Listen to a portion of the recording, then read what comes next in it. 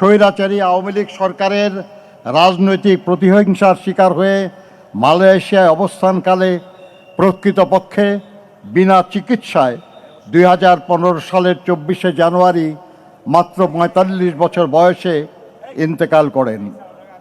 তার লাশ যখন ঢাকায় আসে তখন তার মা দেশনেত্রী বেগম খালেদা জিয়াও ছিলেন তার গুলশান অফিসে সেই একই সরকারের প্রতিহিংসার শিকার হয়ে অন্তরীণ। দেশনেত্রী বেগম খালেদা জিয়ার রাজনীতিতে আগমন ছিল আকস্মিক, কিন্তু দেশের প্রয়োজনে তা ছিল অনিবার্য। 1981 সালের 30শে মে কতিপয় বিপদগামী সেনা কর্মকর্তার হাতে রাষ্ট্রপতি জিয়াউর রহমান বীর উত্তম শাহাদত বরণ করার পর দলীয় সরকারের ভিতরেই ষড়যন্ত্রকারীরা তৎপর হয়ে ওঠে।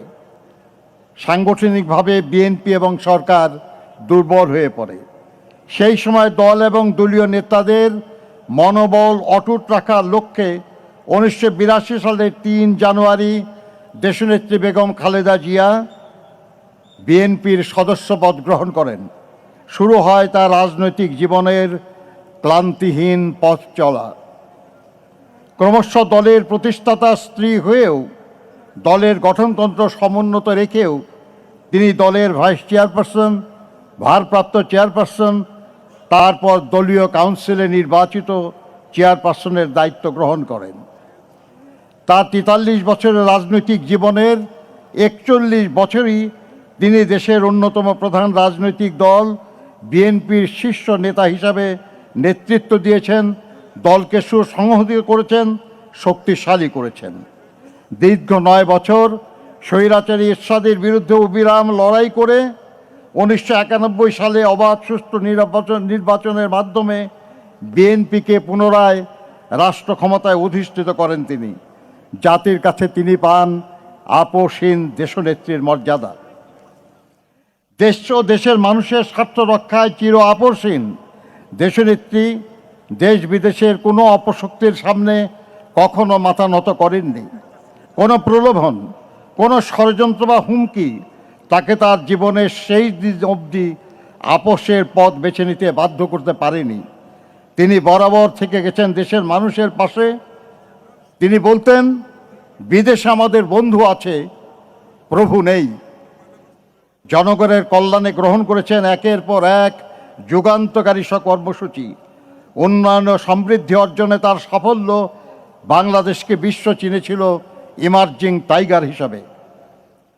জনগণের ভালোবাসায় সিক্ত হয়ে প্রধানমন্ত্রী নির্বাচিত হয়েছিলেন 3 বার। প্রতিটি জাতীয় নির্বাচনে একজন ব্যক্তি যতটি আসনে প্রতিদ্বন্দ্বিতা করতে পারে তিনি তা করেছেন, এবং নির্বাচনে 5টি করে, এবং শুধু 2008 সালে 3টি আসনে প্রতিদ্বন্দ্বিতা করে সব কয়টি আসনে বিজয়ী হয়েছেন তিনি। জনগণের প্রকৃত সমর্থনে এবং বিপুল ব্যবধানে নির্বাচনে পরাজয়ের গ্লানি তাকে স্পর্শ করতে ব্যর্থ হয়েছে বারবার। জনপ্রিয়তার এমন দৃষ্টান্ত শুধু বাংলাদেশে নয়, বিশ্বে বিরল। তিনি ছিলেন বাংলাদেশের প্রথম এবং মুসলিম বিশ্বে দ্বিতীয় নারী প্রধানমন্ত্রী। গণতন্ত্রকে ভালোবেসে তিনি গণতন্ত্র পুনঃপ্রতিষ্ঠার জন্য লড়াই করেছেন এবং দায়িত্ব পেয়ে গণতন্ত্রকে কার্যকর করার উদ্যোগ নিয়েছেন বলেই দেশ বিদেশের গণতন্ত্রকামী মানুষ তাকে গণতন্ত্রের মাতা বলে সম্মানিত করেছে। উন্নয়ন ও সমৃদ্ধির লক্ষ্যে গৃহীত তার কর্মসূচি ছিল অসংখ্য। নারী শিক্ষার প্রসারে উপবৃত্তি প্রথা ও শিক্ষার জন্য খাদ্য কর্মসূচি, মুক্তিযোদ্ধা ও প্রবাসীদের কল্যাণের জন্য পৃথক মন্ত্রণালয় প্রতিষ্ঠা ছিল তার মাঝে অন্যতম। দেশনেত্রীর ব্যক্তিগত জনপ্রিয়তা, সাংগঠনিক সক্ষমতা এবং দেশের স্বার্থে অনমনীয়তা তার রাজনৈতিক প্রতিপক্ষ রাজনৈতিকভাবে মোকাবেলা করতে ব্যর্থ হয়ে তাকে ব্যক্তি শত্রু হিসাবে গণ্য করা শুরু করে। স্বৈরাচারী শেখ হাসিনা, স্বৈরাচারী হোসেন মোহাম্মদ এরশাদ, এমনকি তথাকথিত 1/11 সরকারের সময়ও দেশনেত্রীকে কারারুদ্ধ করা হয়। ফ্যাসিবাদী হাসিনা স্রেফ প্রতিহিংসা চরিতার্থ করার জন্য দেশনেত্রীকে তার শহীদ স্বামীর স্মৃতি বিজড়িত বাড়ি থেকে উৎখাত করে এবং মিথ্যা অভিযোগে 17 বছরের কারাদণ্ডে দণ্ডিত করে। তবুও আধিপত্যবাদী অপরাজনীতির সাথে তিনি আপোষ করেননি মত প্রকাশের স্বাধীনতা কিংবা ভোটাধিকারের প্রশ্নে।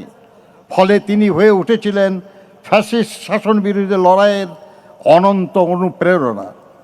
আজ দেশনেত্রী সব অভিযোগ থেকে মুক্ত হয়ে লক্ষ কোটি মানুষের শ্রদ্ধা ও ভালোবাসায় সিক্ত হয়ে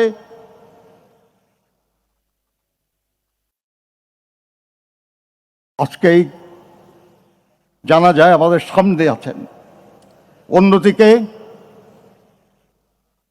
যারা তাকে জেলে পাঠিয়েছে, যারা তাকে গৃহহীন করেছে, তারা রান্না করা খাবার খেতে পারেনি, পালিয়ে যেতে বাধ্য হয়েছে।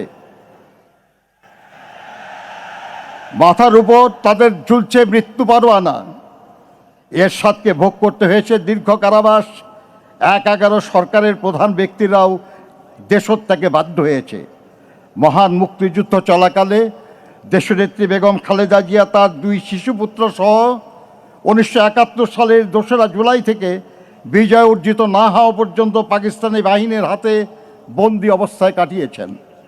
স্বামী স্বাধীনতার ঘোষণা দিয়ে মুক্তিযুদ্ধের সেক্টর এবং ফোর্সেস কমান্ডার হিসেবে দায়িত্ব পালন করেছেন।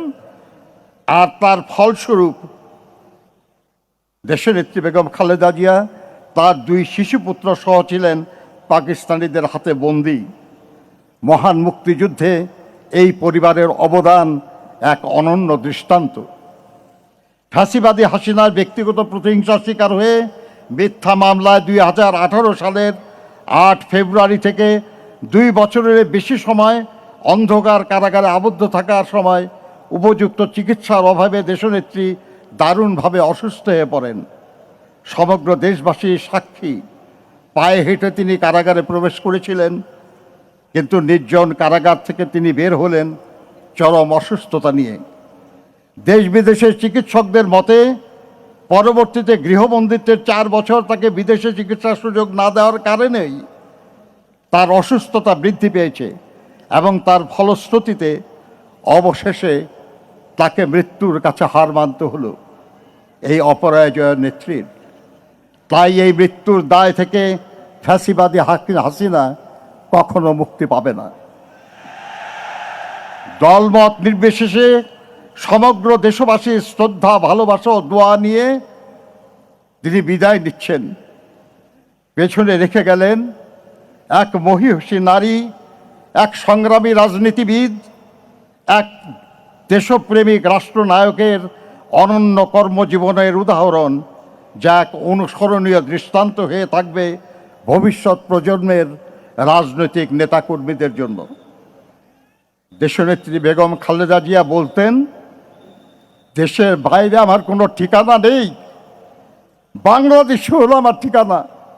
এই দেশের মাটি ও মানুষ আমার সব কিছু। চিরচেনা এই দেশের মাটিতেই তিনি শেষ নিঃশ্বাস ত্যাগ করেছেন।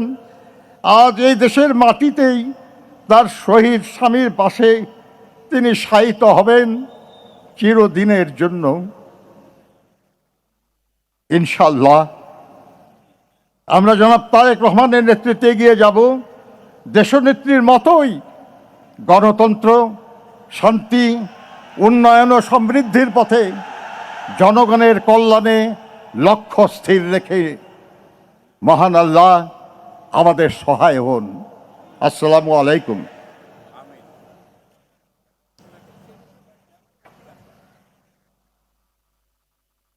সুধীমণ্ডলী এবং উপস্থিত ভাই ও বোনেরা, এখন পরিবারের পক্ষ থেকে এবং বাংলাদেশ জাতীয়তাবাদী দলের পক্ষ থেকে আপনাদের সামনে বক্তব্য রাখবেন বাংলাদেশ জাতীয়তাবাদী দলের ভারপ্রাপ্ত চেয়ারম্যান জনাব তারেক রহমান।